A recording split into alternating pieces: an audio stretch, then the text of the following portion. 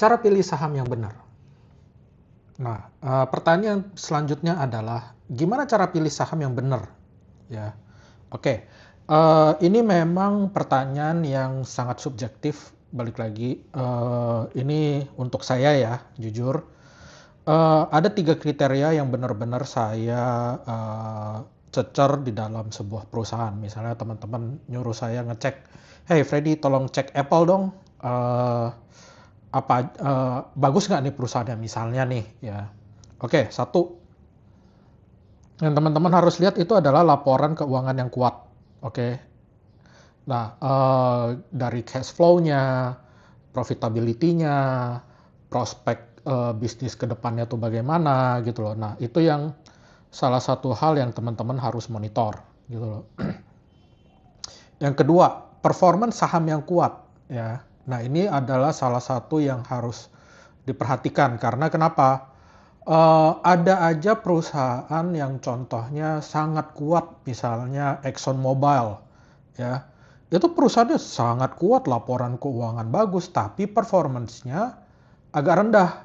Karena kenapa? Dia itu di oil and gas, jadi dividennya lebih tinggi dibandingkan growth-nya. Nah, sedangkan saya itu lebih pilih untuk mencari growth dibandingkan dividen ya. Nah, oke, pertanyaan dari situ kan akan keluar lagi nih pertanyaan nih.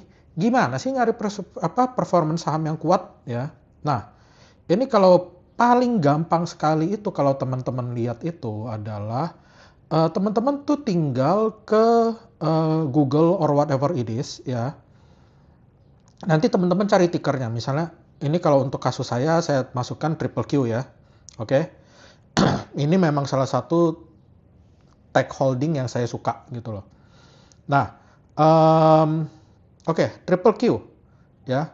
Kalau teman-teman bisa lihat ya di 5 tahun ke belakang ini ya, teman-teman tuh bisa lihat tuh, itu laporan keuangannya itu bisa naik, harga sahamnya itu bisa naik sampai 103%, including semua kekacauan yang pernah terjadi. Contoh kalau teman-teman bisa lihat, ini di tahun 2022 ya, sampai 2023, harga triple Q itu jatuh sampai 20% karena Jerome Powell, Federal Reserve-nya Amerika ngotot untuk menaikkan harga suku bunga di sana selama setahun itu 2023. Oke. Nah, terus di tahun 2025 ada Donald Trump yang which is yang ngehancurin harga